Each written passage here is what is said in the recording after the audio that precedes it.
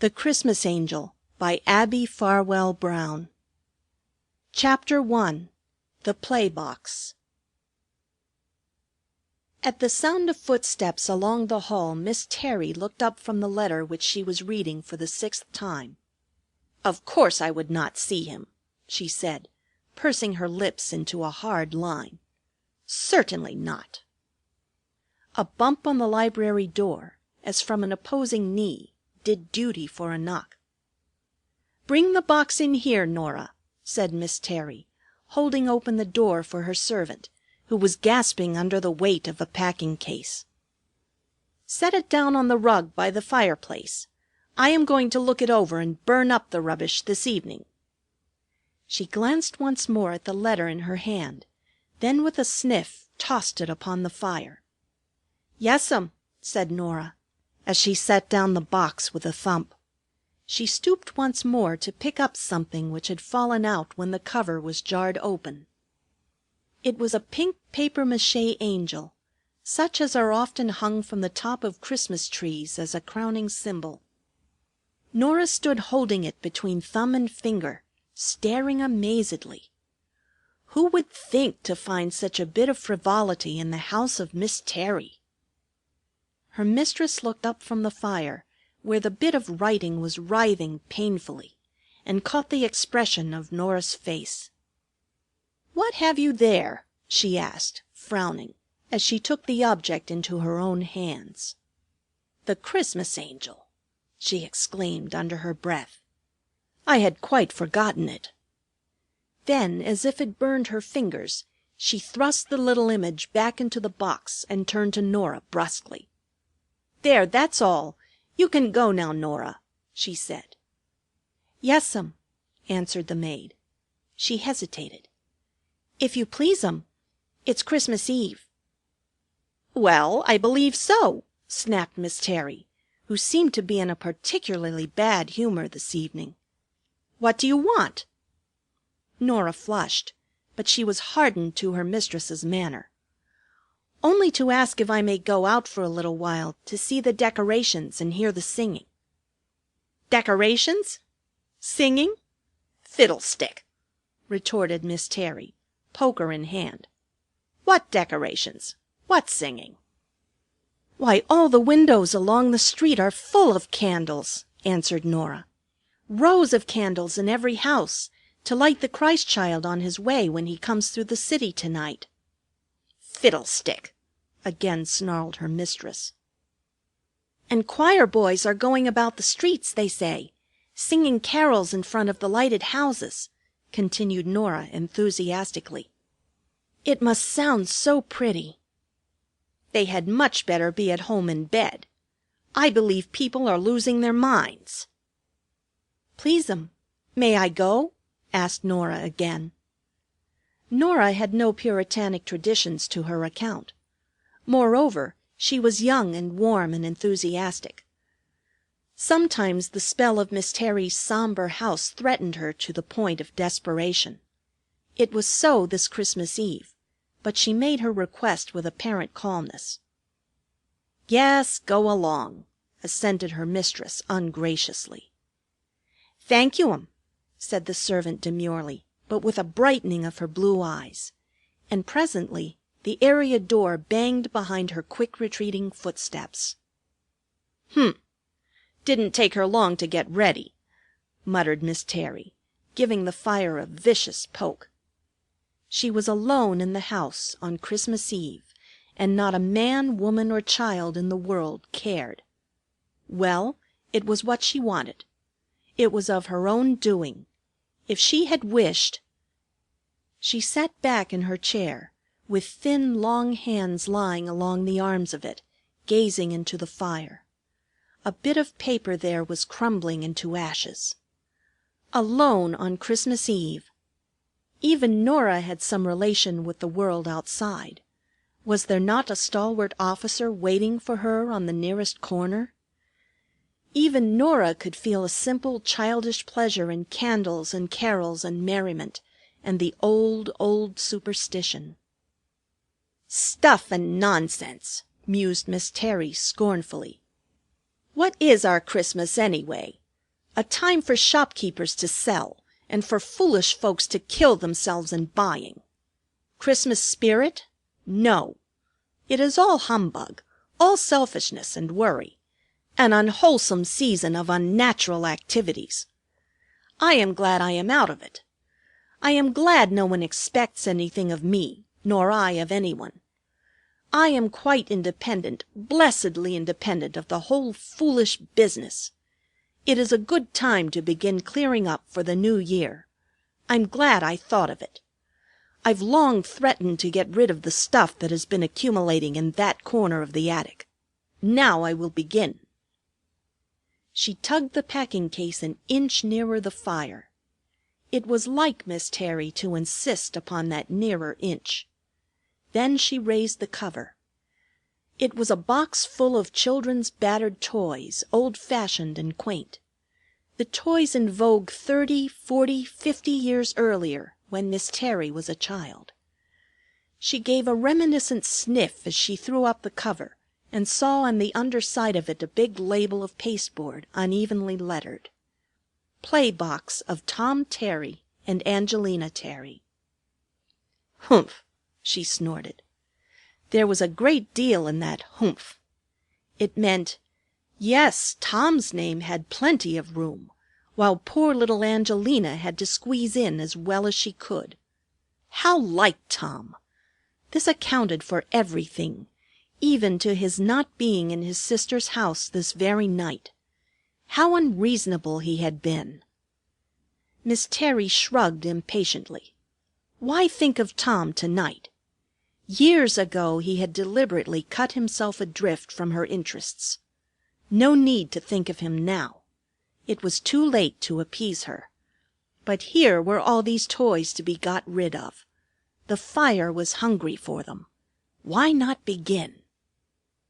Miss Terry stooped to poke over the contents of the box with lean, long fingers. In one corner thrust up a doll's arm, in another an animal's tail pointed heavenward.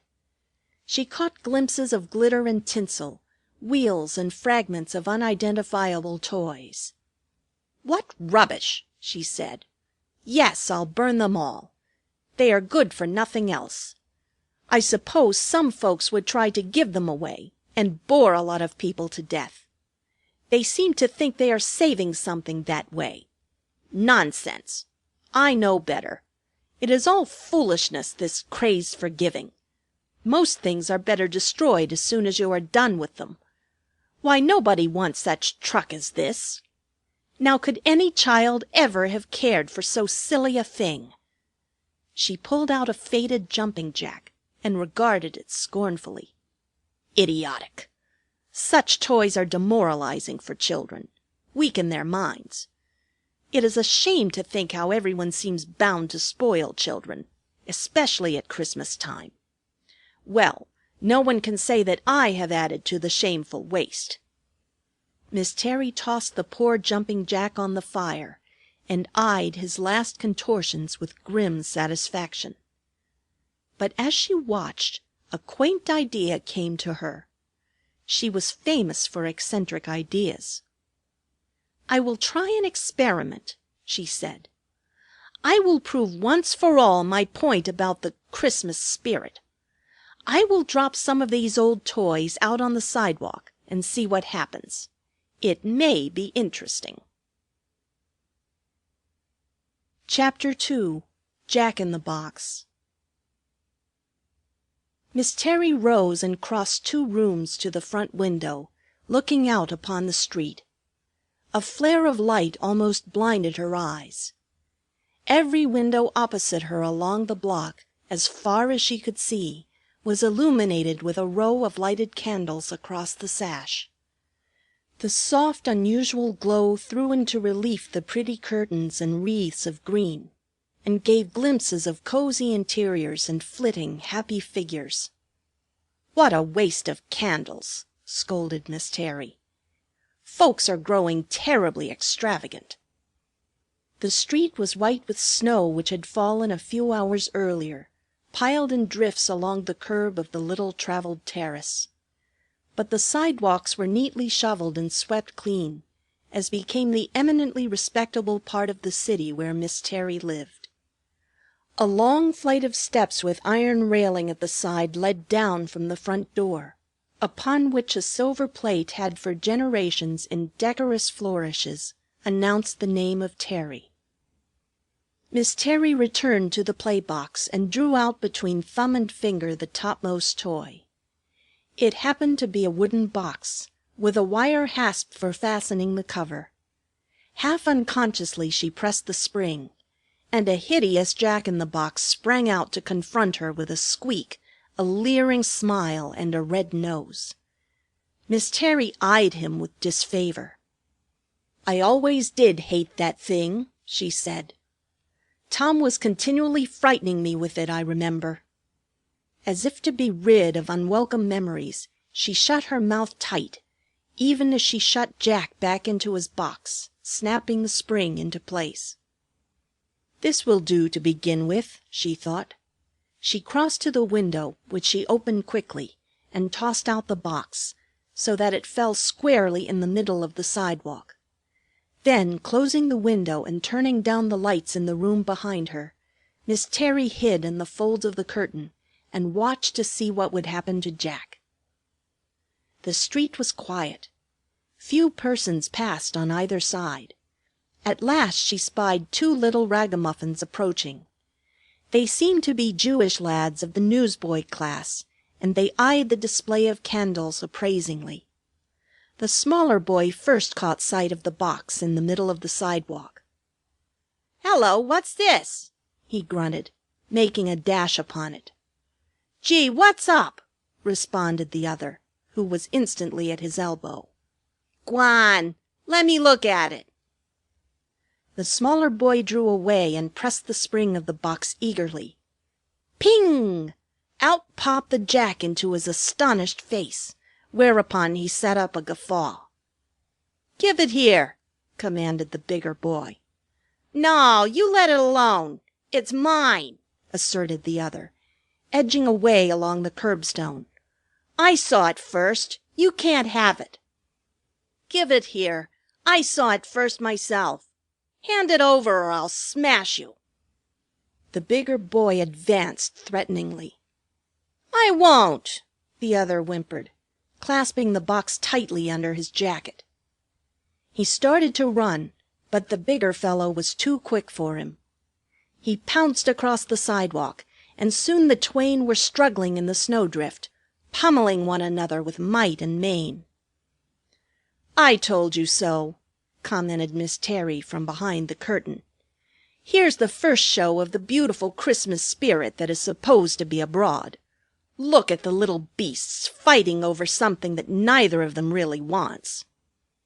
Just then Miss Terry spied a blue-coated figure leisurely approaching. At the same moment an instinct seemed to warn the struggling urchins. "Cop!" said a muffled voice from the pile of arms and legs, and in an instant two black shadows were flitting down the street. But not before the bigger boy had wrenched the box from the pocket of the little chap. "So that is the end of experiment number 1," quoth Miss Terry, smiling grimly. "It happened just about as I expected. They will be fighting again as soon as they are out of sight. They are Jews, but that doesn't make any difference about the Christmas spirit. Now let's see what becomes of the next experiment." Chapter 3. The Flanton Dog. She returned to the play box by the fire and rummaged for a few minutes among the tangled toys. Then with something like a chuckle she drew out a soft, pale creature with 4 wobbly legs. "The Flanton Dog," she said. "Well, I vow! I had forgotten all about him. It was Tom who coined the name for him because he was made of Canton flannel." She stood the thing up on the table as well as his weak legs would allow, and inspected him critically. He certainly was a forlorn specimen. One of the black beads which had served him for eyes was gone. His ears, which had originally stood up saucily on his head, now drooped in limp dejection. One of them was a mere shapeless rag hanging by a thread. He was dirty and discolored, and his tail was gone. But still he smiled with his red thread mouth and seemed trying to make the best of things. "What a nightmare!" said Miss Terry contemptuously. "I know there isn't a child in the city who wants such a looking thing. Why, even the animal rescue folks would give the boys a free shot at that. This isn't going to bring out any Christmas spirit," she sneered. "I will try it and see." Once more she lifted the window and tossed the dog to the sidewalk. He rolled upon his back and lay pathetically with crooked legs yearning upward, still smiling. Hardly had Miss Terry time to conceal herself behind the curtain when she saw a figure approaching, airily waving a stick. "No ragamuffin this time," she said. "Hello, it is that good-for-nothing young Cooper fellow from the next block. They say he is a millionaire. Well, he isn't even going to see the Flanton Dog." The young man came swinging along debonairly. He was whistling under his breath. He was a dapper figure in a long coat and a silk hat, under which the candles lighted a rather silly face. When he reached the spot in the sidewalk where the Flanton Dog lay, he paused a moment, looking down. Then he poked at the object with his stick. On the other side of the street a mother and her little boy were passing at the time. The child's eyes caught sight of the dog on the sidewalk, and he hung back, watching to see what the young man would do to it. But his mother drew him after her. Just then an automobile came panting through the snow. With a quick movement Cooper picked up the dog on the end of his stick and tossed it into the street under the wheels of the machine. The baby across the street uttered a howl of anguish at the sight. Miss Terry herself was surprised to feel a pang shoot through her as the car passed over the queer old toy. She retreated from the window quickly. "Well, that's the end of Flanton," she said, with half a sigh. "I knew that fellow was a brute. I might have expected something like that. But it looked so... She hesitated for a word and did not finish her sentence, but bit her lip and sniffed cynically. Chapter 4. The Noah's Ark. Now, what comes next? Miss Terry rummaged in the box until her fingers met something odd-shaped, long and smooth-sided. With some difficulty she drew out the object, for it was of good size. The old Noah's Ark," she said. "I wonder if all the animals are in there." She lifted the cover and turned out into her lap the long imprisoned animals and their round-bodied chief. Mrs. Noah and her sons had long since disappeared, but the Ark builder, hatless and one-armed, still presided over a menagerie of sorry beasts. Scarcely one could boast of being a quadruped. To few of them the years had spared a tail. From their close resemblance in their misery, it was not hard to believe in the kinship of all animal life. She took them up and examined them curiously one by one. Finally she selected a shapeless slate-colored block from the mass. "This was the elephant," she mused. "I remember when Tom stepped on him and smashed his trunk.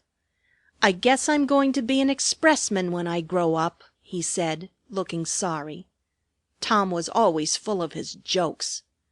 "Now I'll try this and see what happens to the Ark on its last voyage." Just then there was a noise outside. An automobile honked past, and Miss Terry shuddered, recalling the pathetic end of the Flanton Dog, which had given her quite a turn. "I hate those horrid machines," she exclaimed. "They seem like Juggernaut. I'd like to forbid their going through this street." She crowded the elephant with Noah and the rest of his charge back into the Ark and closed the lid. "I can't throw this out of the window," she reflected. "They would spill. I must take it out on the sidewalk. Land, the fire's going out! That girl doesn't know how to build fires so they will keep." She laid the Noah's Ark on the table, and going to the closet, tugged out several big logs, which she arranged geometrically. About laying fires, as about most other things, Miss Terry had her own positive theories. Taking the bellows in hand, she blew furiously, and was presently rewarded with a brisk blaze.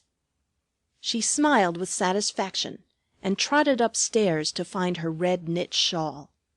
With this about her shoulders, she was prepared to brave the December frost. Down the steps she went, and deposited the Ark discreetly at their foot, then returned to take up her position behind the curtains. There were a good many people passing, but they seemed too preoccupied to glance down at the sidewalk. They were nearly all hurrying in one direction. Some were running in the middle of the street. "They are in a great hurry," sniffed Miss Terry disdainfully. "One would think they had something really important on hand. I suppose they are going to hear the singing. Fiddlestick!" A man hastened by under the window. A woman, 2 children, a boy and a girl, running and gesticulating eagerly. None of them noticed the Noah's Ark lying at the foot of the steps. Miss Terry began to grow impatient. "Are they all blind?" she fretted. "What is the matter with them? I wish somebody would find the thing. I am tired of seeing it lying there." She tapped the floor impatiently with her slipper. Just then a woman approached. She was dressed in the most uncompromising of mourning, and she walked slowly, with bent head, never glancing at the lighted windows on either side. "She will see it," commented Miss Terry. And sure enough, she did. She stopped at the doorstep, drew her skirts aside, and bent over to look at the strange shaped box at her feet. Finally she lifted it, but immediately she shivered and acted so strangely that Miss Terry thought she was about to break the toy in pieces on the steps or throw it into the street. Evidently she detested the sight of it. Just then up came a second woman with 2 small boys hanging at her skirts. They were ragged and sick-looking. There was something about the expression of even the tiny knot of hair at the back of the woman's head which told of anxious poverty. With envious curiosity she hurried up to see what a luckier mortal had found, crowding to look over her shoulder. The woman in black drew haughtily away and clutched the Noah's Ark with a gesture of proprietorship. "Go away. This is my affair." Miss Terry read her expression and sniffed. "There is the Christmas spirit coming out again," she said to herself. "Look at her face." The black-gowned woman prepared to move on with the toy under her arm. But the second woman caught hold of her skirt and began to speak earnestly. She pointed to the Noah's Ark, then to her 2 children. Her eyes were beseeching. The little boys crowded forward eagerly. But some wicked spirit seemed to have seized the finder of the Ark. Angrily she shook off the hand of the other woman, and clutching the box yet more firmly under her arm, she hurried away. Once, twice she turned and shook her head at the ragged woman who followed her. Then, with a savage gesture at the 2 children, she disappeared beyond Miss Terry's straining eyes. The poor woman and her boys followed forlornly at a distance. "They really wanted it, that old Noah's Ark!" exclaimed Miss Terry in amazement. "I can scarcely believe it. But why did that other creature keep the thing? I see. Only because she found they cared for it. Well, that is a happy spirit for Christmas time, I should say. Humph! I did not expect to find anything quite so mean as that." End of Part 1. Chapter 5. Miranda. Miss Terry returned to the fireside, fumbled in the box, and drew out a doll. She was an ugly old-fashioned doll, with bruised waxen face of no particular color. Her mop of flaxen hair was straggling and uneven, much the worse for the attention of generations of moths. She wore a faded green silk dress in the style of Lincoln's day, and a primitive bonnet, evidently made by childish hands. She was a strange, dead-looking figure, with pale eyelids closed, as Miss Terry dragged her from the box. But when she was set upright, the lids snapped open, and a pair of bright blue eyes looked straight into those of Miss Terry. It was so sudden that the lady nearly gasped. "Miranda!" she exclaimed. "It is old Miranda. I have not thought of her for years." She held the doll at arm's length, gazing fixedly at her for some minutes. "I cannot burn her," she muttered at last. "It would seem almost like murder. I don't like to throw her away, but I have vowed to get rid of these things tonight. And I'll do it anyway. Yes, I'll make an experiment of her. I wonder what sort of trouble she will cause." Not even Miss Terry could think of seeing old Miranda lying exposed to the winter night. She found a piece of paper, rolled up the doll in a neat package, and tied it with red string. It was, to look upon, entirely a tempting package. Once more she stole down the steps and hesitated where to leave Miranda. Not on the sidewalk. For some reason that seemed impossible. But near the foot of the flight of steps leading to the front door she deposited the doll. The white package shone out plainly in the illuminated street. There was no doubt that it would be readily seen. With a quite unexplainable interest Miss Terry watched to see what would happen to Miranda. She waited for some time. The street seemed deserted. Miss Terry caught the faint sound of singing. The choristers were passing through a neighboring street, and doubtless all wayfarers within hearing of their voices were following in their wake. She was thoroughly interested in her grim joke, but she was becoming impatient. Were there to be no more passers? Must the doll stay there unreclaimed until morning? Presently she became aware of a child's figure drawing near. It was a little girl of about 10, very shabbily dressed, with tangled yellow curls hanging over her shoulders. There was something familiar about her appearance. Miss Terry could not say what it was. She came hurrying along the sidewalk with a preoccupied air, and seemed about to pass the steps without seeing the package lying there. But just as she was opposite the window, her eye caught the gleam of the white paper. She paused. She looked at it eagerly.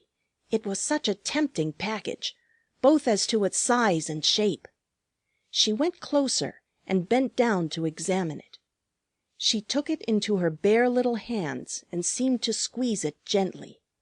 There is no mistaking the contours of a doll, however well it may be enveloped in paper wrappings. The child's eyes grew more and more eager. She glanced behind her furtively. She looked up and down the street. Then, with a sudden intuition, she looked straight ahead up the flight of steps. Miss Terry read her mind accurately. She was thinking that probably the doll belonged in that house. Someone must have dropped the package while going out or in. Would she ring the bell and return it? Miss Terry had not thought of that possibility. But she shook her head and her lip curled. Return it? Of course not. Ragged children do not usually return promising packages which they have found, even on Christmas Eve. Look now. Once more the child glanced stealthily behind her, up and down the street. Once more she looked up at the dark house before her, the only black spot in a wreath of brilliancy. She did not see the face peering at her through the curtains, a face which scanned her own half wistfully. What was to become of Miranda? The little girl thrust the package under her ragged coat and ran away down the street as fast as her legs could take her. "A thief!" cried Miss Terry. "That is the climax. I have detected a child taking what she knew did not belong to her on Christmas Eve. Where are all their Sunday school lessons and their social improvement classes? I knew it. This Christmas spirit that one hears so much about is nothing but an empty sham. I have proved it to my satisfaction tonight. I will burn the rest of these toys, every one of them, and then go to bed. It is too disgusting. She was a nice-looking child, too. Poor old Miranda."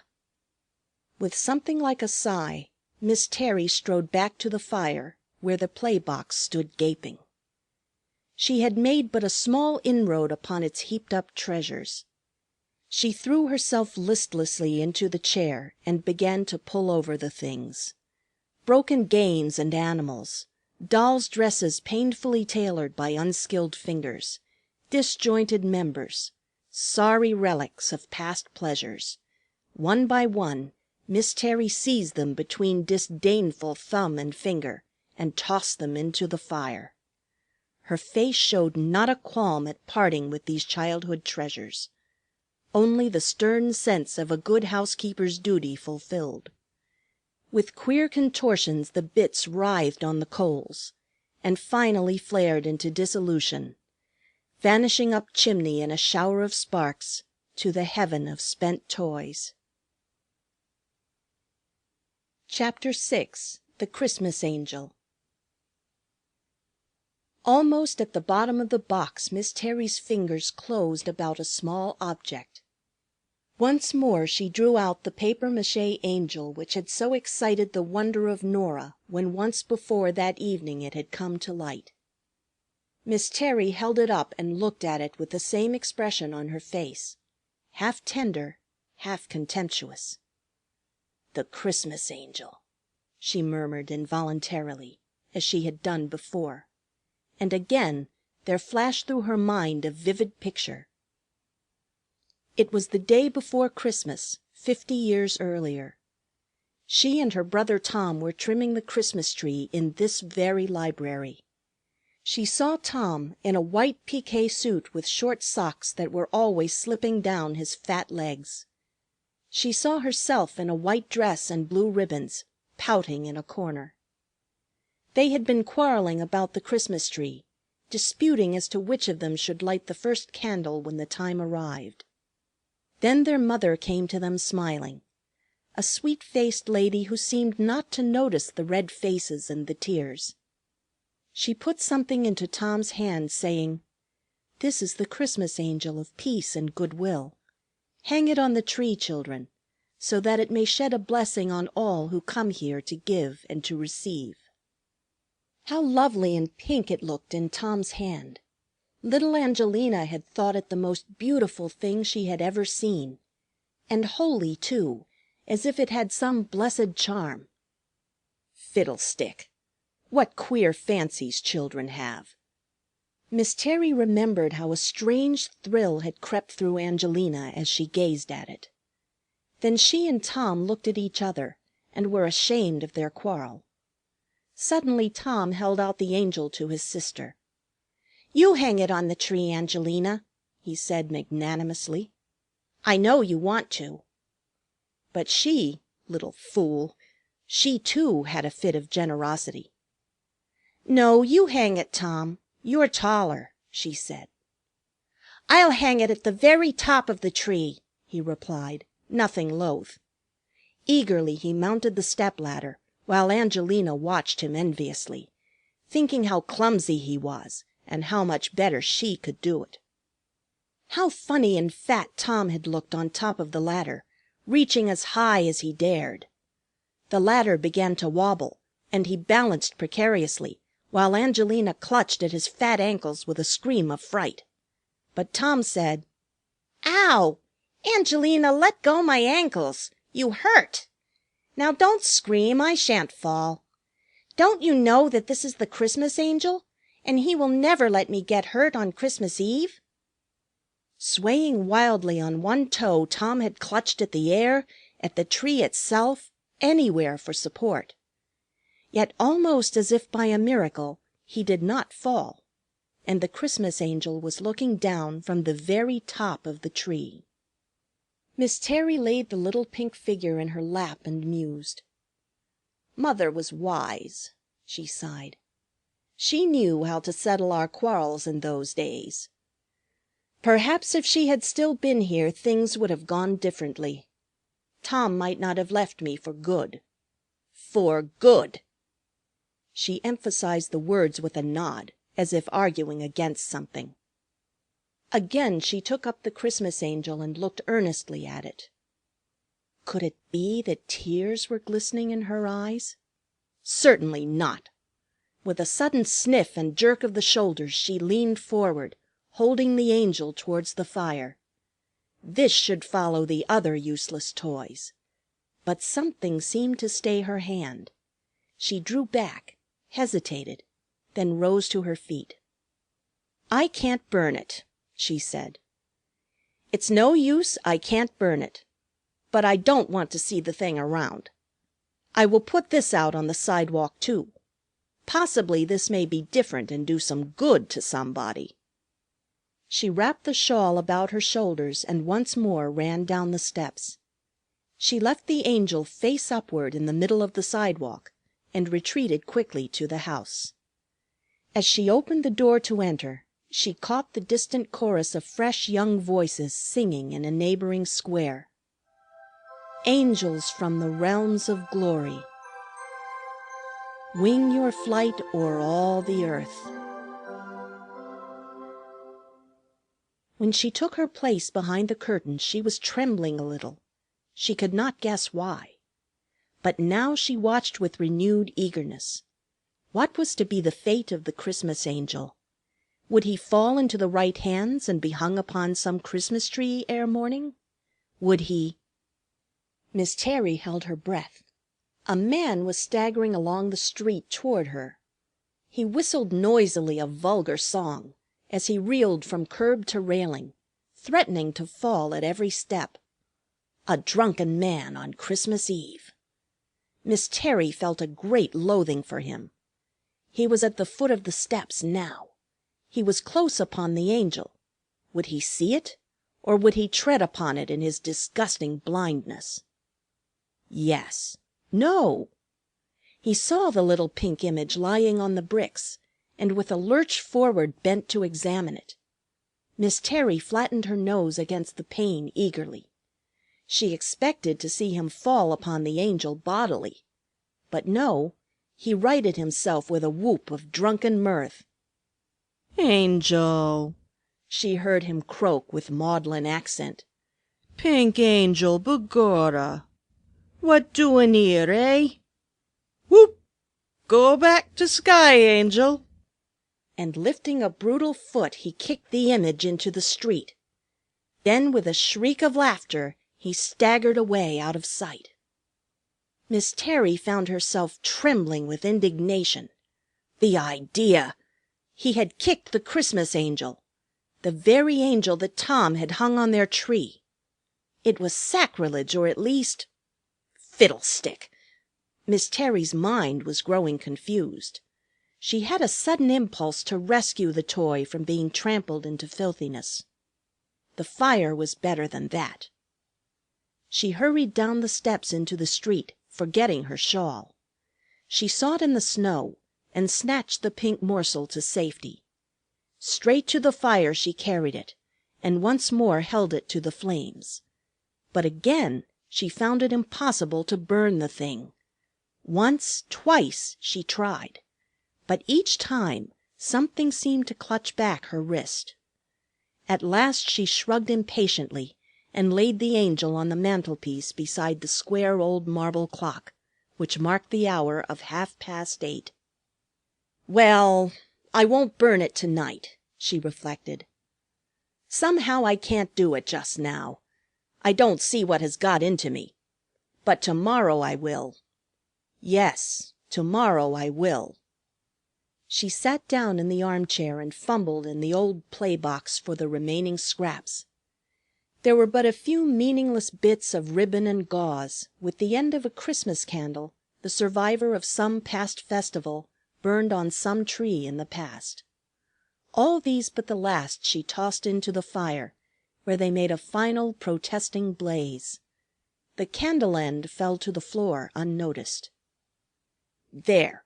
That is the last of the stuff!" she exclaimed with grim satisfaction, shaking the dust from her black silk skirt.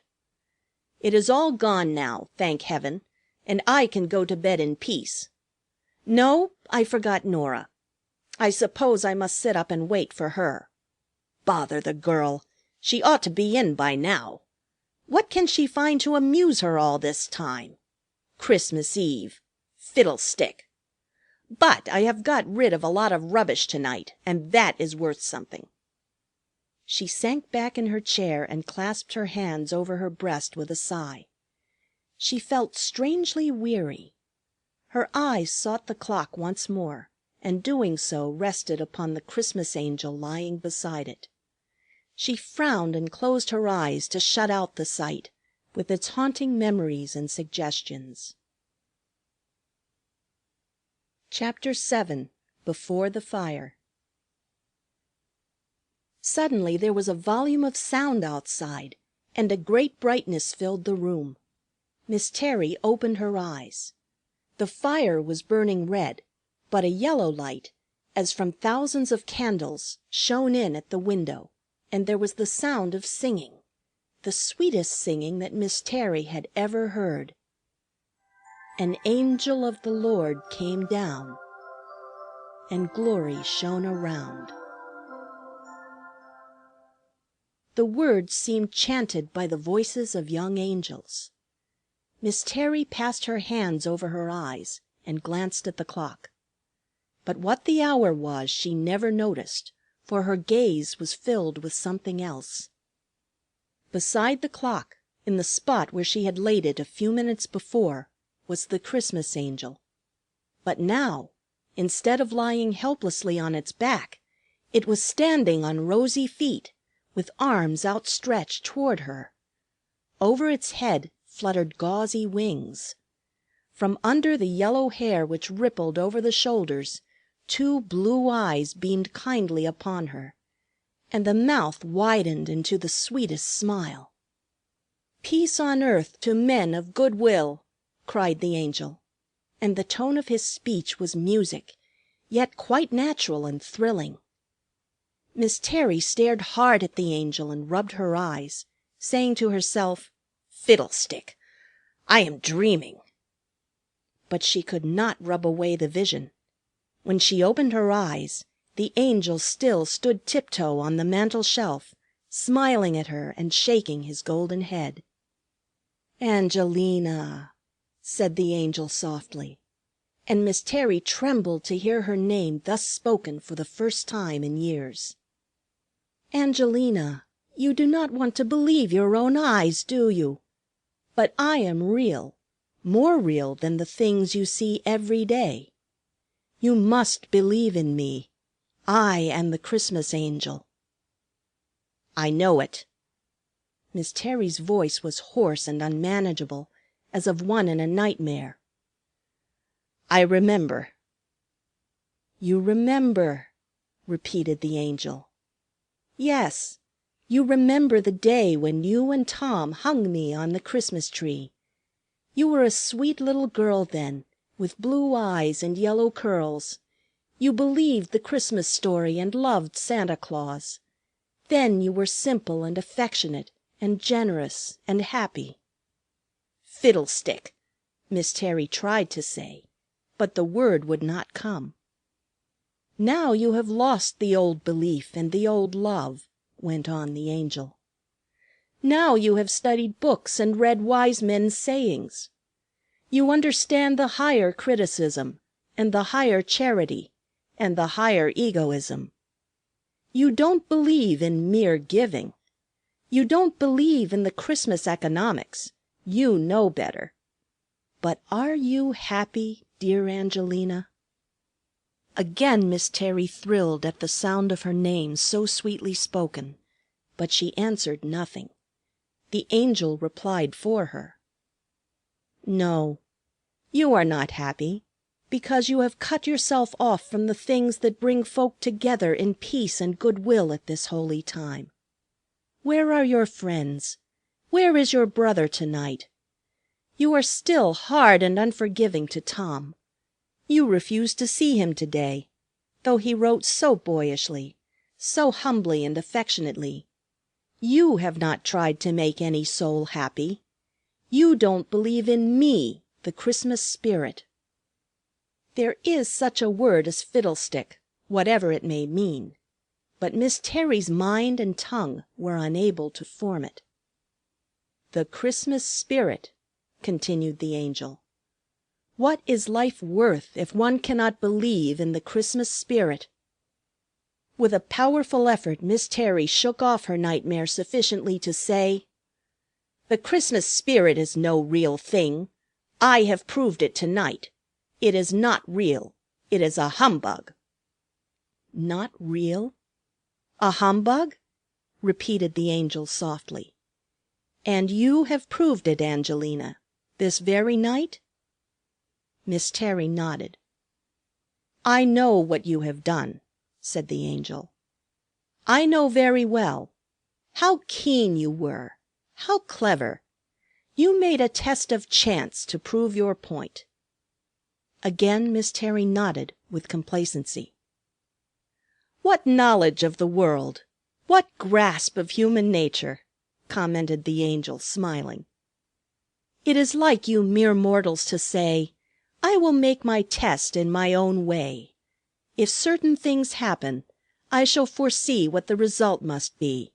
If certain other things happen, I shall know that I am right. Events fall out as you expect, and you smile with satisfaction, feeling your wisdom justified.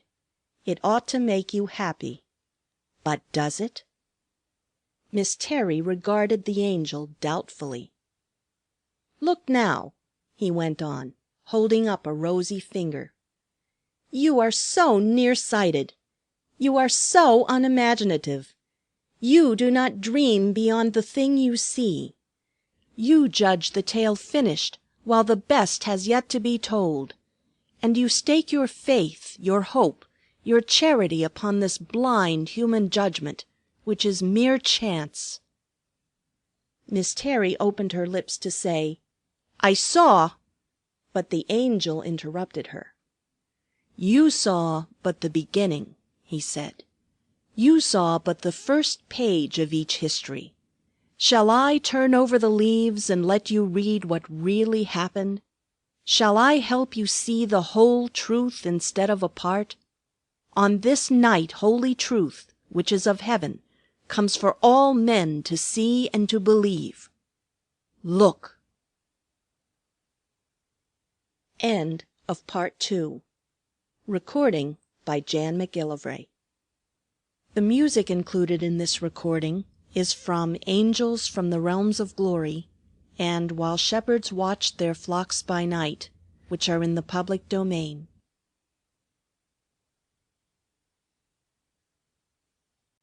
Chapter 8. Jack Again. The Christmas Angel gently waved his hand to and fro.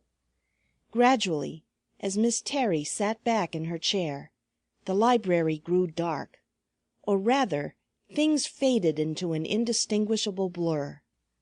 Then it seemed as if she were sitting at a theatre, gazing at a great stage.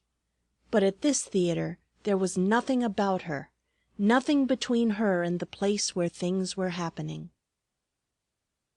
First she saw two little ragamuffins quarreling over something in the snow. She recognized them.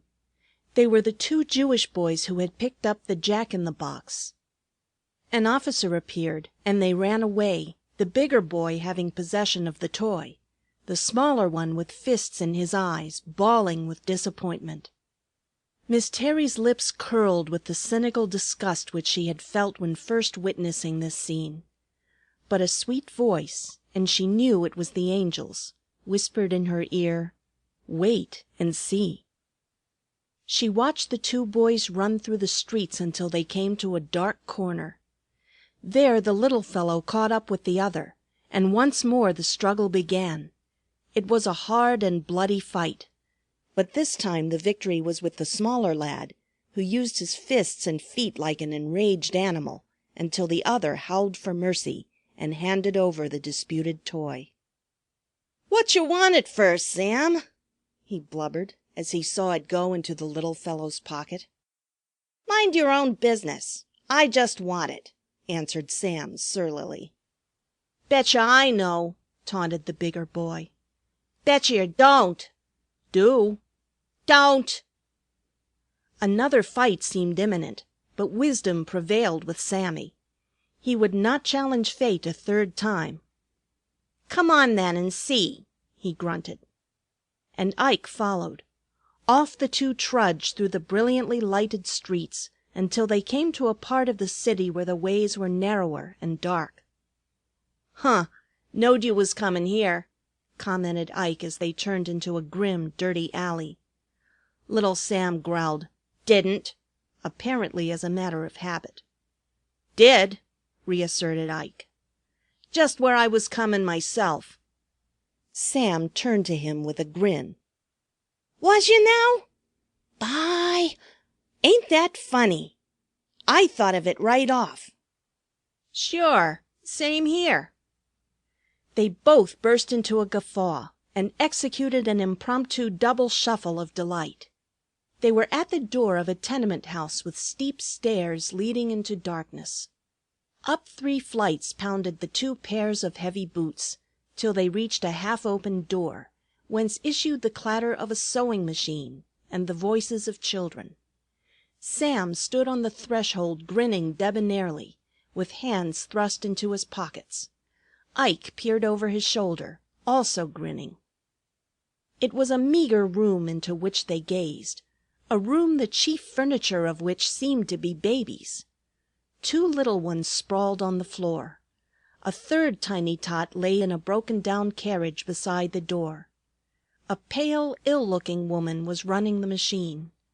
On the cot bed was crumpled a fragile little fellow of about 5, and a small pair of crutches lay across the foot of the bed. When the 2 boys appeared in the doorway, the woman stopped her machine, and the children set up a howl of pleasure. "Sammy! Ikey!" cried the woman, smiling a wan welcome as the babies crept and toddled toward the newcomers. "Where you come from?" "Been to see the shops and the lights in the swell houses," answered Sammy with a grimace. "Gee, ain't they wastin' candles to beat the cars!" "Enough to last a family a whole year," muttered Ike with disgust. The woman sighed. "Maybe they ain't wasted exactly," she said. "How I'd like to see 'em! But I got to finish this job. I told the children they mustn't expect anything this Christmas, but they're too little to know the difference anyway. All but Joe. I wish I had something for Joe." "I got something for Joe," said Sammy unexpectedly. The face of the pale little cripple lighted. "What is it?" he asked eagerly. "Oh, what is it? A real Christmas present for me?" "Naw, it ain't a Christmas present," said Sam. "We don't care anything about Christmas," volunteered Ikey with a grin. Sam looked at him with a frown of rebuke. "It's just a present," he said, "and it didn't cost a cent. I didn't buy it. We found it." "Found it in the street?" Joe's eyes shone. "Yeah," the boys nodded. "Oh, it is a Christmas present!" cried Joe. "Santa Claus must have dropped it there for me, because he knew we hadn't any chimney in this house, and he sent you kind, kind boys to bring it to me." The 2 urchins looked sideways at each other, but said nothing. Presently Sam drew out the box from his pocket and tried to thrust it into Ike's hand. "You give it to 'em," he said. "You're the biggest." "Naw, you give it. You found it," protested Ike. "Ah, g'wan!" "Big fool!" There was a tussle, and it almost seemed as if the past unpleasantness was to be repeated from an opposite cause. But Joe's voice settled the dispute. "Oh, Sammy, please!" he cried. "I can't wait another minute. Do please give it to me now." At these words Sam stepped forward without further argument and laid the box on the bed in front of the little cripple. The babies crowded about. The mother left her machine and stood smiling faintly at the foot of the bed. Joe pressed the spring. Ping! Out sprang the Jack-in-the-Box, with the same red nose, the same leer, the same roguish eyes which had surprised the children of 50 years ago. Jack was always sure of his audience. My, how they screamed and begged Joe to do it again! And as for Joe, he lay back on his pillow and laughed as though he would never stop. It was the first Jack any of them had seen. Tears stood in the mother's eyes. "Well," she said, "it's as good as a play to see him. Joe hasn't laughed like that for months. You boys have done him lots of good. I wouldn't wonder if it helped him get well. If you was Christians, I'd say you showed the real Christmas spirit. But Lord, perhaps you do all the same. I dunno." Sam and Ike were so busy playing with the children that they did not hear. Gradually the tenement house faded and became a blur before Miss Terry's eyes. Once more she saw the mantel shelf before her and the Christmas angel with outstretched arms waving to and fro. "You see," he said, "you did not guess all the pleasure that was shut up in that box with old Jack, did you?" Miss Terry shook her head. "And you see how different it all was from what you thought. Now let us see what became of the Canton flannel dog." "The Flanton dog." Miss Terry amended the phrase under her breath. It seemed so natural to use Tom's word. "Yes, the Flanton dog," the Angel smiled. "What do you think became of him?" "I saw what became of him," said Miss Terry. "Bob Cooper threw him under an automobile, and he was crushed flatter than a pancake." "Then you left the window," said the Angel. "In your human way you assumed that this was the end. But wait and see." Once more the room darkened and blurred, and Miss Terry looked out upon past events as upon a busy, ever-shifting stage. Chapter 9. The Dog Again. She saw the snowy street into which, from the tip of his stick, Bob Cooper had just tossed the Flanton dog. She saw, what she had not seen before, the woman and child on the opposite side of the street. She saw the baby stretch out wistful hands after the dog lying in the snow. Then an automobile honked past, and she felt again the thrill of horror as it ran over the poor old toy. At the same moment the child screamed, and she saw it point tearfully at the Flanton tragedy. The mother, who had seen nothing of all this, stooped and spoke to him reprovingly. "What's the matter, Johnny?" she said. "Shh! Don't make such a noise. Here we are at Mrs. Wales's gate, and you mustn't make a fuss. Now be a good boy and wait here till Mother comes out." She rang the area bell and stood, basket in hand, waiting to be admitted. But Johnny gazed at one spot in the street, with eyes full of tears, and with now and then a sob gurgling from his throat. He could not forget what he had seen. The door opened for the mother, who disappeared inside the house with one last command to the child. "Now be a good boy, Johnny. I'll be back in half a minute." Hardly was she out of sight when Johnny started through the snowdrift toward the middle of the street. With difficulty he lifted his little legs out of the deep snow. Now and then he stumbled and fell into the soft mass.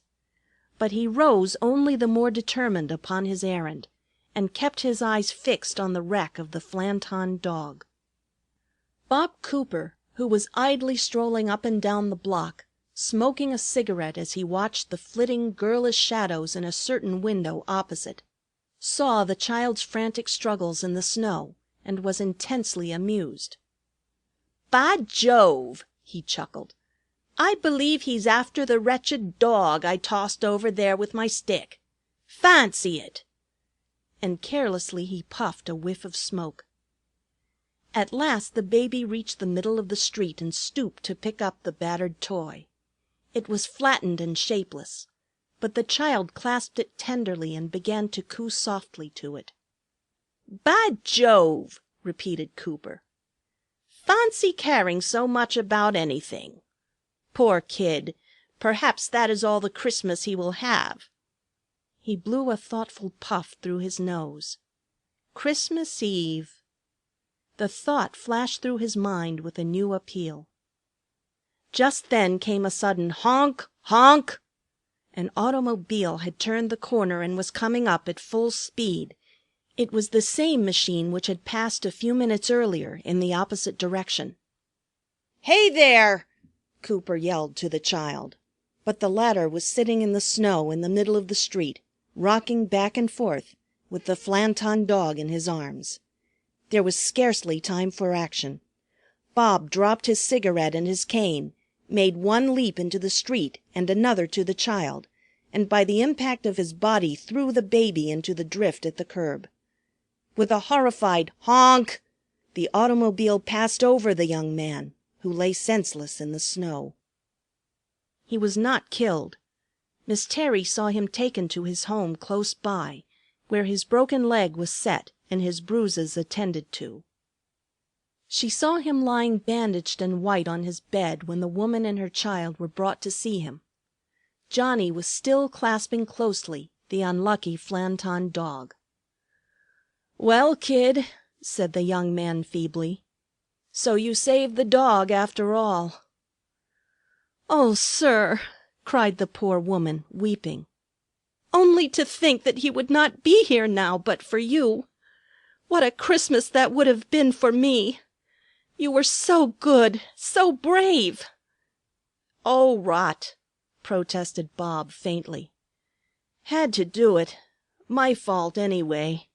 Christmas Eve. Couldn't see a kid hurt on Christmas Eve." He called the attendant and asked for the pocketbook which had been in his coat at the time of the accident. Putting it into the woman's hand, he said, "Good-bye. Get Johnnie something really jolly for Christmas. I'm afraid the dog is about all in. Get him a new one." But Johnnie refused to have a new dog. It was the poor shapeless Flanton animal which remained the darling of his heart for many a moon. All this of past and future Miss Terry knew through the Angel's power. When once more the library lightened, and she saw the pink figure smiling at her from the mantel, she spoke of her own accord. "It was my fault, because I put the dog in the way. I caused all that trouble." "Trouble?" said the Angel, puzzled. "Do you call it trouble? Do you not see what it has done for that heartless youth? It brought his good moment. Perhaps he will be a different man after this. And as for the child, he was made happy by something that would otherwise have been wasted, and he has gained a friend who will not forget him. Trouble? And do you think you did it?" He laughed knowingly. "I certainly did," said Miss Terry firmly. "But it was I, yes, I, the Christmas spirit, who put it into your head to do what you did. You may not believe it, but so it was. You too, even you, Angelina, could not quite escape the influence of the Christmas spirit, and so these things have happened. But now let us see what became of the third experiment." Chapter 10. Noah Again. In the Street of Candles a woman dressed all in black had picked up the poor old Noah's Ark and was looking at it wildly. She was a widow who had just lost her only child, a little son, and she was in a state of morbid bitterness bordering on distraction. When the second woman with the two little ones came up and begged for the toy, something hard and sullen and cruel rose in the widow's heart, and she refused angrily to give up the thing. She hated those 2 boys who had been spared when her own was taken. She would not make them happy. "No, you shall not have it!" she cried, clutching the Noah's Ark fiercely. "I will destroy it!" The poor woman and the children followed her wistfully. The little boys were crying. They were cold and hungry and disappointed. They had come so near to something pleasant. They had almost been lucky, but the luck had passed over their heads to another. The woman in mourning strode on rapidly, the thoughts within her no less black than the garments which she wore. She hated the world. She hated the people who lived in it. She hated Christmas time, when everyone seemed merry except herself. And yes, most of all she hated children. She clenched her teeth wickedly. Her mind reeled. Suddenly, somewhere, a chorus of happy voices began to sing the words of an old carol. Holy night, peaceful night, all is dark save the light. Yonder where they sweet vigil keep o'er the babe who in silent sleep rests in heavenly peace.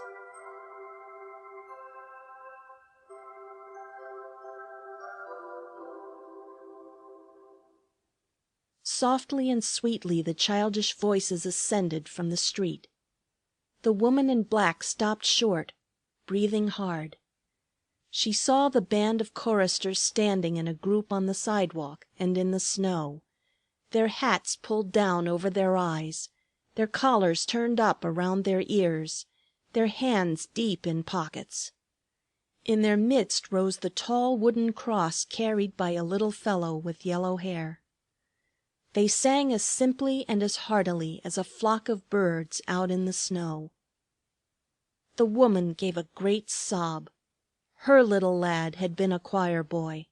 Perhaps these were his one-time comrades.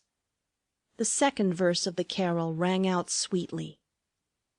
Holy night, peaceful night, only for shepherd's sight came blessed visions of angel throngs, with their loud hallelujah songs, saying, Jesus is come.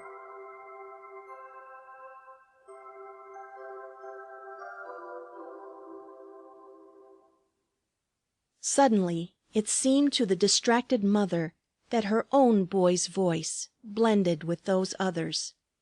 He, too, was singing in honor of that child. Happy and ever young, he was bidding her rejoice in the day which made all childhood sacred. And for his sake she had been hating children.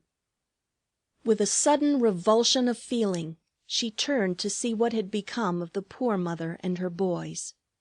They were not far behind, huddling in the shadow. The black woman strode quickly up to them. They shrank pitifully at her approach, and she felt the shame of it. They were afraid of her. Here, she said, thrusting the Noah's Ark into the hands of the larger boy. Take it. It belongs to you. The child took it timidly. The mother began to protest thanks. Trying to control the shake in her voice, the dark lady spoke again. Have you prepared a Christmas for your children? The woman shook her head. I have nothing, she sighed. A roof over our heads, that's all. Your husband? My man died a month ago. So other folk had raw sorrows too. The mourner had forgotten that. There is no one expecting you at home? Again the woman shook her head dolefully. Come with me, said the dark lady impulsively. You shall be my guests tonight, and tomorrow I will make a Christmas for the children. The house shall put off its shadow. I too will light candles. I have toys," her voice broke, "and clothing, many things which are being wasted. That is not right. Something led you to me, or me to you. Something, perhaps it was an angel. Whoever dropped that Noah's Ark in the street? An angel might do that, I believe. Come with me." The woman and her sons followed her, rejoicing greatly in the midst of their wonder. There were tears in the eyes through which Miss Terry saw once more the Christmas angel. She wiped them hastily, but still the angel seemed to shine with a fairer radiance. "You see," was all he said, and Miss Terry bowed her head. She began to understand. End of Part 3. Recording by Jan McGillivray. The music heard in this recording is Silent Night by Franz Gruber and is in the public domain.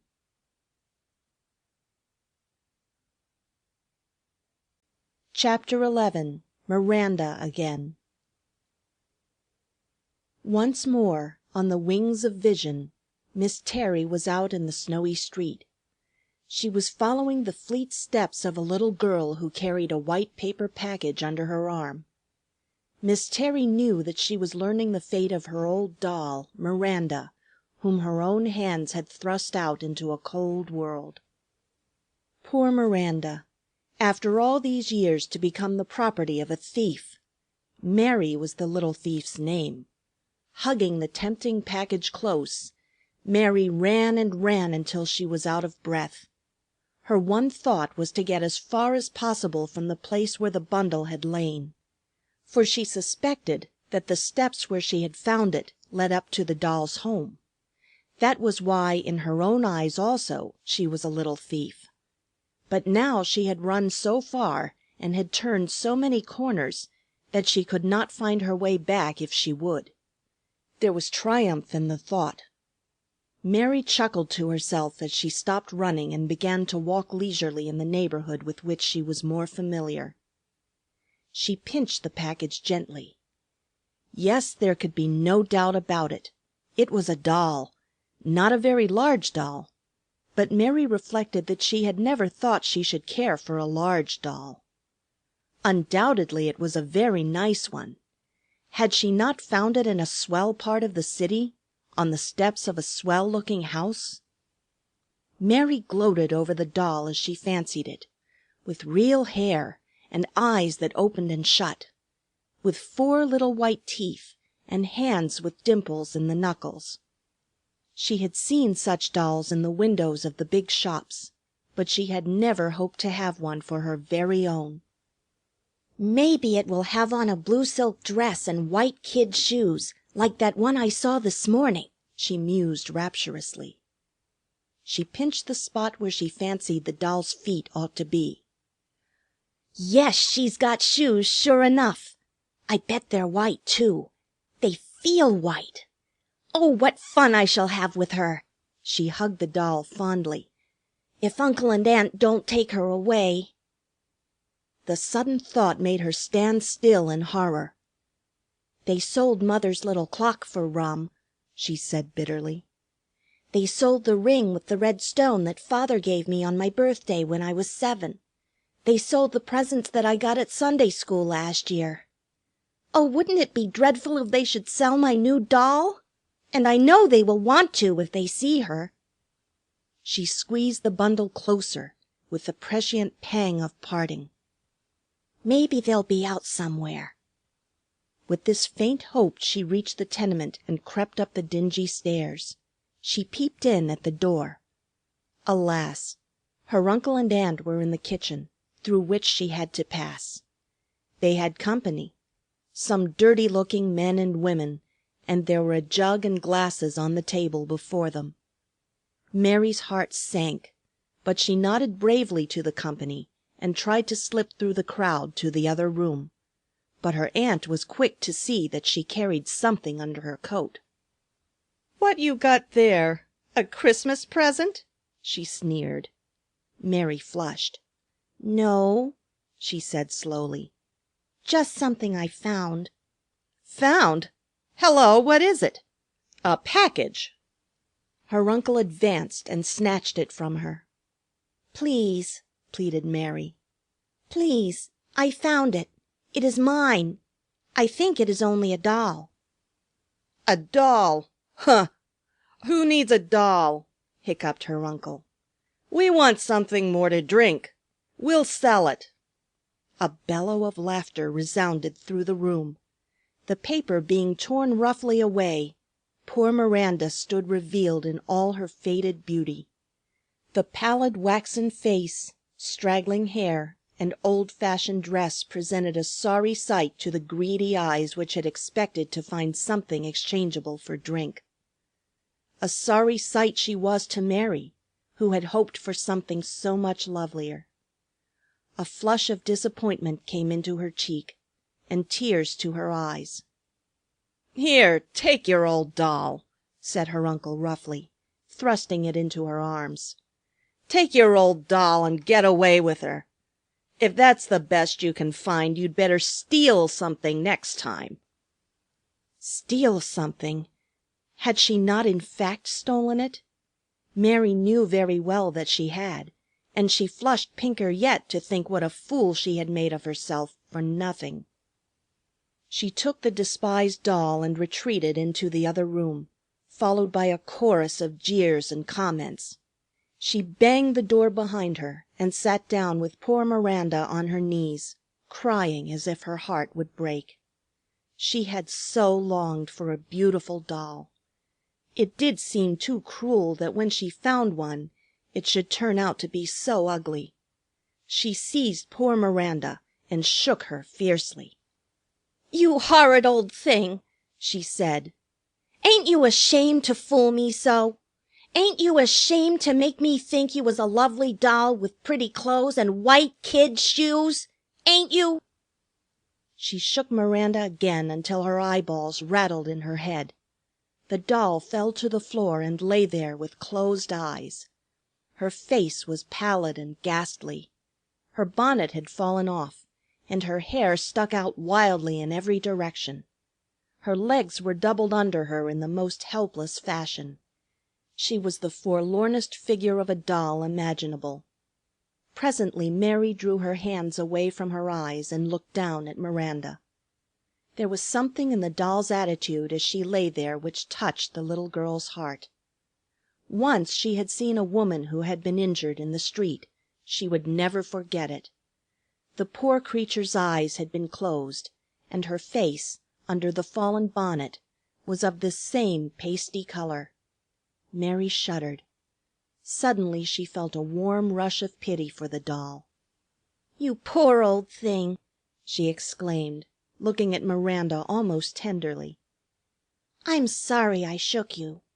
You look so tired and sad and homesick. I wonder if somebody is worrying about you this minute. It was very wicked of me to take you away. On Christmas Eve, too. I wish I had left you where I found you. Maybe some little girl is crying now because you are lost." Mary stooped and lifted the doll gently upon her knees. As she took Miranda up, the blue eyes opened and seemed to look full at her. Miranda's one beauty was her eyes. Mary felt her heart grow warmer and warmer toward the quaint stranger.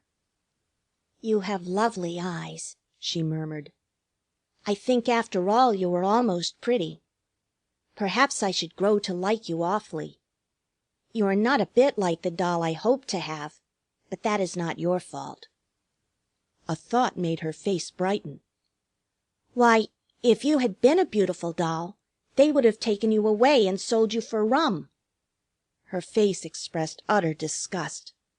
She hugged Miranda close with a sudden outburst of affection. "Oh, you dear old thing!" she cried.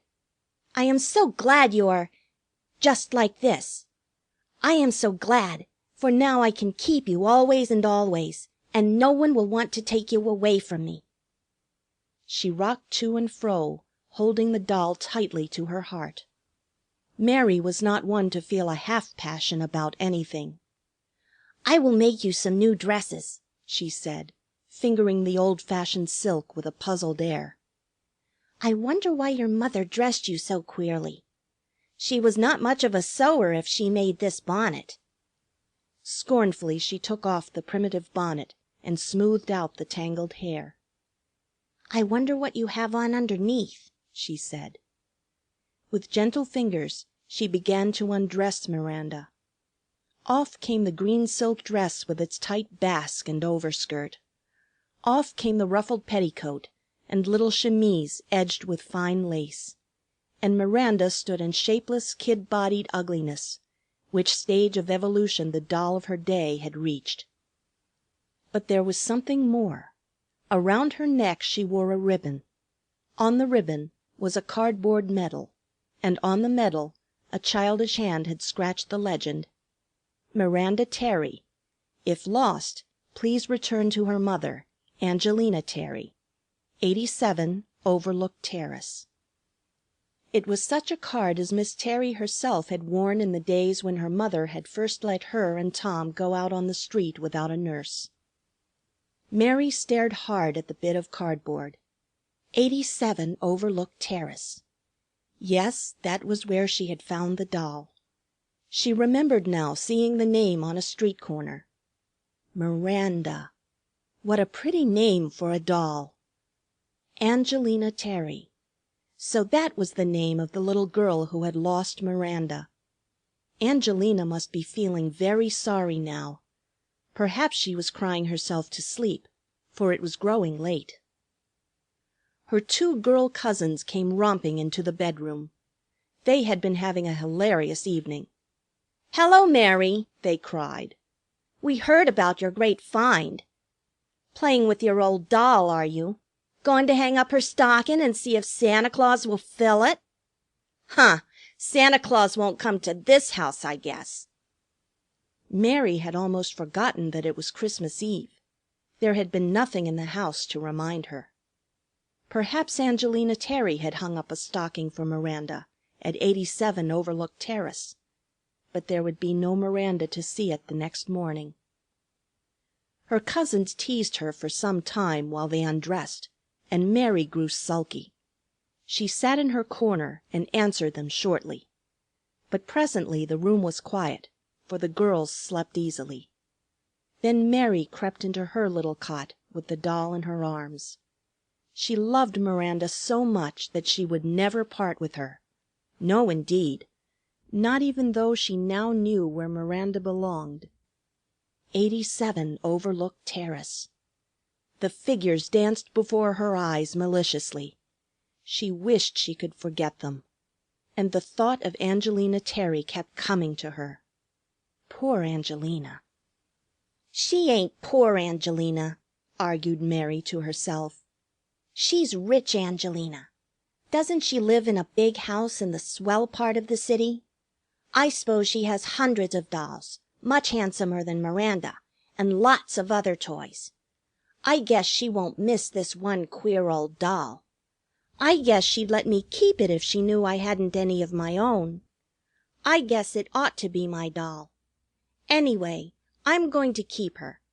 I don't believe Angelina loves Miranda so much as I do." She laid her cheek against the doll's cold waxen one, and presently fell asleep. But she slept uneasily. In the middle of the night she awoke, and lay for hours tossing and unhappy in the stuffy little room. The clock struck 1, 2, 3. At last she gave a great sigh, and cuddling Miranda in her arms turned over, with peace in her heart. "I will play you are mine, my very own dolly, for just this one night," she whispered in Miranda's ear. "To-morrow will be Christmas Day, and I will take you back to your little mother, Angelina Terry. I can't do a mean thing at Christmas time. Not even for you, dear Miranda." Thereupon she fell into a peaceful sleep. Chapter 12. The Angel Again. "Will she bring it back?" asked Miss Terry eagerly, when once more she found herself under the gaze of the Christmas Angel. He nodded brightly. "To-morrow morning you will see," he said. "It will prove that all I have shown you is really true." "A pretty child," said Miss Terry musingly. "A very nice child indeed. I believe she looks very much as I used to be myself." "You see, she is not a thief after all. Not yet," said the Angel. "What a pity that she must live in that sad home with such terrible people. A sensitive child like her, craving sympathy and affection, what chance has she for happiness? What would you yourself have been in surroundings like hers?" "Yes, she is very like what I was. Of course I shall let her keep the doll." Miss Terry hesitated. The Angel looked at her steadily, and his glance seemed to read her half-formed thoughts. "Surely," he said. "It seems to belong to her, does it not? But is this all? I wonder if something more does not belong to her." "What more?" asked Miss Terry shortly. "A home!" cried the Angel. Miss Terry groped in her memory for a scornful ejaculation which she had once been fond of using, but there was no such word to be found. Instead, there came to her lips the name Mary. The Angel repeated it softly. "Mary. It is a blessed name," he said. "Blessed the roof that shelters a Mary in her need." There was a long silence in which Miss Terry felt new impulses stirring within her. Impulses drawing her to the child whose looks recalled her own childhood. The Angel regarded her with beaming eyes. After some time he said quietly, "Now let us see what became of your last experiment." Miss Terry started. It seemed as if she had been interrupted in pleasant dreaming. "You were the last experiment," she said. "I know what became of you. Here you are." "Yet more may have happened than you guessed," replied the Angel meaningly. "I have tried to show you how often that is the case. Look again." Without moving from her chair, Miss Terry seemed to be looking out on her sidewalk, where, so it seemed, she had just laid the pink figure of the Angel. She saw the drunken man approach. She heard his coarse laugh, saw his brutal movement as he kicked the Christmas token into the street. In sick disgust she saw him reel away out of sight. She saw herself run down the steps, rescue the image, and bring it into the house. Surely the story was finished. What more could there be? But something bade her vision follow the steps of the wretched man. Down the street he reeled, singing a blasphemous song. With a whoop he rounded a corner and ran into a happy party which filled sidewalk and street as it hurried in the direction from which he came. Good-naturedly they jostled him against the wall, and he grasped a railing to steady himself as they swept by. It was the choir on their way to carol in the next street.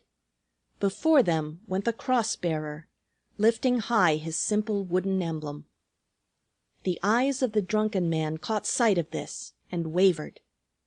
The presence of the crowd conveyed no meaning to his dazed brains. But there was something in the familiar symbol which held his vision. He looked and crossed himself, remembering the traditions of his childhood. Some of the boys were humming as they went the stirring strains of an ancient Christmas march known to all nations, a carol which began, some say, as a rousing drinking chorus. The familiar strain touched some chord in the sodden brain. The man gave a feeble whinny, trying to follow the melody. He pulled himself together and lurched forward in a sudden impulse to join the band of pilgrims. But by the time he had taken 3 steps, they had vanished, miraculously, as it seemed to him. "Begorra, they're gone!" he cried. "Who were they? Were they rale folks? What was it they was singin'?" He sank back helplessly on a flight of steps. Venite adoremus,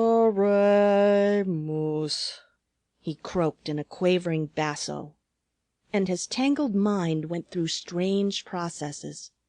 Suddenly there came to him in a flash of exaggerated memory the figure of the Christmas Angel, which not 10 minutes earlier he had kicked into the street. A pious horror fell upon him. "Mother o' mercy!" he cried, again crossing himself. "What have I been and done? It was a holy image, and what did I do to it? Lemme go back and find it, and take it up out of the street." Greatly sobered by his fear, he staggered down the block and around the corner to the steps of Miss Terry's house. "This is the place," he mused. "I know it. Here's where the frindly lamp post held me in its arms. I remember there was a dark house forninst me. Here's where it lay on the sidewalk all pink and pretty. And I kicked it into the street. Where is it now? Where gone? Holy Mother! Here's the spot where it fell, look now. The shape of its little body and the wings of it in the snow. But 'tis gone entirely." He rubbed his eyes and crossed himself again. "'Tis flown away," he muttered. "'Tis gone back to Heaven to tell Mary Mother o' the wicked thing I done this night. Oh, 'tis a miracle that's happened. And oh, the wicked man I am, drunk and disorderly on the Holy Eve." O come, all ye faithful, joyful and triumphant. Once more he heard the familiar strain taken up lustily by many voices. "Hear all the world singin' on the way to Bethlehem," he said, and the stupor seemed to leave his brain. He no longer staggered. "I'll run and join 'em, and I won't drink another drop this night." He looked up at the starry sky. "Maybe the Angel hears me. Maybe he'll help me to keep straight tomorrow. It might be my guardian angel himself that I treated so. Saints forgive me." With head bowed humbly, but no longer reeling, he moved away towards the sound of music. "You were his guardian angel," said Miss Terry, when once more she saw the figure on the mantel shelf, and she spoke with reverent gentleness. The Angel smiled brightly. "The Christmas spirit is a guardian angel to many," he said. "Never again despise me, Angelina. Never again make light of my influence." "Never again," murmured Miss Terry half unconsciously. "I wish it were not too late." "It is never too late," said the Christmas Angel eagerly, as if he read her unspoken thought. "Oh, never too late, Angelina." Part 4 Chapter 13 The Christmas Candle. Suddenly there was a sound, a dull, reverberating sound. It seemed to Miss Terry to come from neither north, south, east, nor west, but from a different world. Ah! She recognized it now. It was somebody knocking on the library door. Miss Terry gave a long sigh and drew herself up in her chair. "It must be Norah just come back," she said to herself. "I had forgotten Norah completely. It must be shockingly late. Come in!" she called, as she glanced at the clock. She rubbed her eyes and looked again. A few minutes after 9! She had thought it must be midnight. Norah entered to find her mistress staring at the mantel where the clock stood. She saw lying beside the clock the pink angel which had fallen from the box as she brought it in, the box now empty by the fire. "Law, miss," she said, "have you burned them all up but him? I'm glad you saved him. He's so pretty." "Norah," said Miss Terry with an effort, "is that clock right?" "Yes'm," said Nora. "I said it this morning. I came back as soon as I could, miss," she added apologetically. "It isn't that," answered Miss Terry, drawing her hand across her forehead dazedly. "I did not mind your absence, but I thought it must be later." "Oh, no, I wouldn't stay out any later when you was alone here, miss," said Nora penitently. "I felt ashamed after I had gone. I ought not to have left you so on Christmas Eve. But, oh, miss, the singing was so beautiful, and the houses looked so grand with the candles in the windows. It is like a holy night indeed." Miss Terry stooped and picked up something from the floor. It was the bit of candle end which had escaped the Holocaust. "Are the candles still lighted, Nora?" she asked, eyeing the bit of wax in her hand. "Yes'm, some of them," answered the maid. "It is getting late, and a good many have burned out, but some houses are still as bright as ever." "Perhaps it is not too late, then," murmured Miss Terry, as if yielding a disputed point. "Let us hurry, Nora." She rose and going to the mantel shelf gently took up the figure of the Angel, while Nora looked on in amazement. "Nora," said Miss Terry, with an eagerness which made her voice tremble, "I want you to hang the Christmas Angel in the window there. I, too, have a fancy to burn a candle to-night. If it is not too late, I'd like to have a little share in the Christmas spirit." Nora's eyes lighted. "Oh, yes'm," she said. "I'll hang it right away, and I'll find an empty spool to hold the candle." She bustled briskly about, and presently in the window appeared a little device unlike any other in the block. Against the darkness within, the figure of the Angel, with arms outstretched towards the street, shone in a soft light from the flame of a single tiny candle, such as blossom on Christmas trees. It caught the attention of many home-goers, who said, smiling, "How simple! How pretty! How quaint! It is a type of the Christmas spirit which is abroad to-night. You can feel it everywhere, blessing the city." For some minutes before the candle was lighted, a man muffled in a heavy overcoat had been standing in a doorway opposite Miss Terry's house. He was tall and grizzled, and his face was sad. He stared up at the gloomy windows, the only oblongs of blackness in the illuminated block, and he shivered, shrugging his shoulders. "The same as ever," he said to himself. "I might have known she would never change. Anyone else on Christmas Eve after the letter I wrote her would have softened a little. But I might have known. She is hard as nails. Of course it was my fault in the first place to leave her as I did. But when I acknowledged it, and when I wrote that letter on Christmas Eve, I thought Angelina might feel differently." He looked at his watch. "Nearly 9:30, he muttered.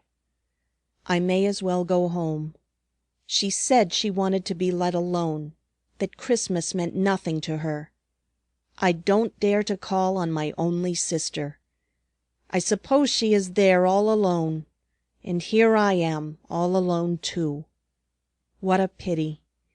If I saw the least sign—" Just then there was the spark of a match against the darkness framed in by the window opposite. A hand and arm shone in the flicker of light across the upper sash. A tiny spark, tremulous at first, like a bird alighting on a frail branch, paused, steadied, and became fixed. In the light of a small taper the man caught a glimpse of a pale, long face in a frame of silver hair. It faded into the background. But above the candle he now saw, with arms outstretched, as it seemed toward himself, a pink little angel with gauzy wings. The man's heart gave a leap. Sudden memories thronged his brain, making him almost dizzy. At last they formulated into one smothered cry. "The Christmas Angel! It is the very same pink angel that Angelina and I used to hang on our Christmas tree." In 3 great leaps like a schoolboy, he crossed the street and ran up the steps of number 87. The Christmas angel seemed to smile with ineffable sweetness as he gave the bell a vigorous pull. Chapter 14. Tom. Miss Terry was leaning on the mantel shelf looking into the fire when the bell pealed furiously. She started and turned pale. "Lord a mercy!" ejaculated Norah, who was still admiring the effect of the window decoration. "What's that? Who can be calling here tonight making such a noise?" "Go to the door, Norah," said Miss Terry with a strange note in her voice. "It may be someone to see me. It is not too late." "Yes'm," said Norah, obedient but bewildered. Presently the library door opened and a figure strode in, a tall, broad-shouldered man in a fur overcoat. For a moment he stood just inside the door, hesitating. Miss Terry took 2 steps forward from the fireplace. "Tom," she said faintly. "You came, after all." "After all, Angelina," he said. "Yes, because I saw that." He waved his hand toward the window. "That gave me courage to come in. It is our Christmas angel. I remember all about it. Does it mean anything, Angelina?" Miss Terry held out a moment longer. Then she faltered forward. "Oh, Tom!"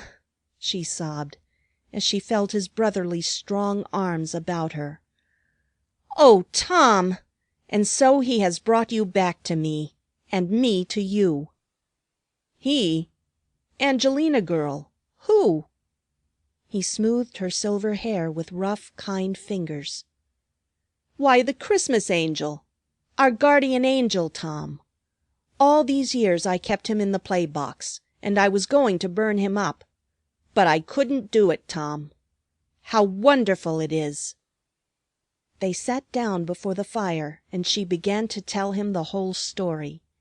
But she interrupted herself to send for Norah, who came to her mystified and half scandalized by the greeting which she had seen those 2 oldsters exchange. "This is my brother Tom, Norah, who has come back," she said. "I believe it is not too late to make some preparation for Christmas Day. The stores will still be open. Run out and order things for a grand occasion, Norah. And, oh, Norah!" A sudden remembrance came to her. "If you have time, will you please get some toys and pretty things such as a little girl would like? A little girl of about 10, with my complexion. I mean, with yellow hair and blue eyes. We may have a little guest to-morrow." "Yes'm," said Norah, moving like one in a dream. "A guest?" exclaimed Tom, and Miss Terry told him about Mary. "I love little girls," said Tom, "especially little girls with yellow hair and blue eyes, such as you used to have, Angelina." "You will like Mary, then," said Miss Terry, with a pretty pink flush of pleasure in her cheeks. "I shall like her, if she comes," amended Tom, who, manlike, received with reservations the account of a vision vouchsafed not unto him. "She will come," said Miss Terry with her old positiveness, glancing towards the window where the Christmas angel hung. Then arose the sound of singing outside the house. The passing choristers had spied the quaint window, now the only one in the street which remained lighted. "When Christ was born of Mary free, in Bethlehem, in that fair city, angels sang with mirth and glee, in excelsis Gloria."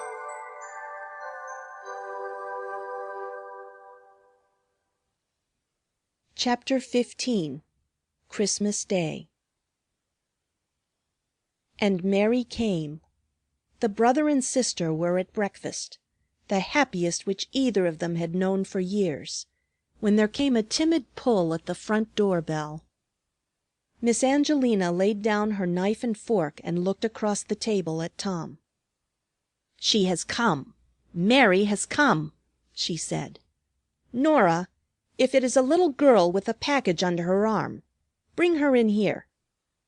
"Yes'm," gasped Nora, who believed she was living in a dream where everything was topsy-turvy. When had a child entered Miss Terry's dining room?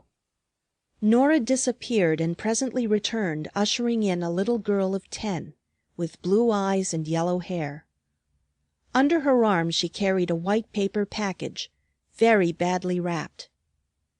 Miss Terry exchanged with her brother a glance which said, "I told you so." The child seemed bashful and afraid to speak. No wonder. Tom's kind heart yearned to her. "Good morning. Wish you a Merry Christmas, Mary," he said, smiling. The child gave a start. "Why, how did you know my name?" she cried. Tom looked confused. How indeed did he know? But Miss Angelina, with a readiness that surprised herself, came to his rescue. "We were talking of a little girl named Mary," she said, "and you look just like her. What did you come for, dear?" The little girl hung her head and turned crimson. I came to see Angelina Terry," she whispered. I've got a doll that belongs to her." There was a pause.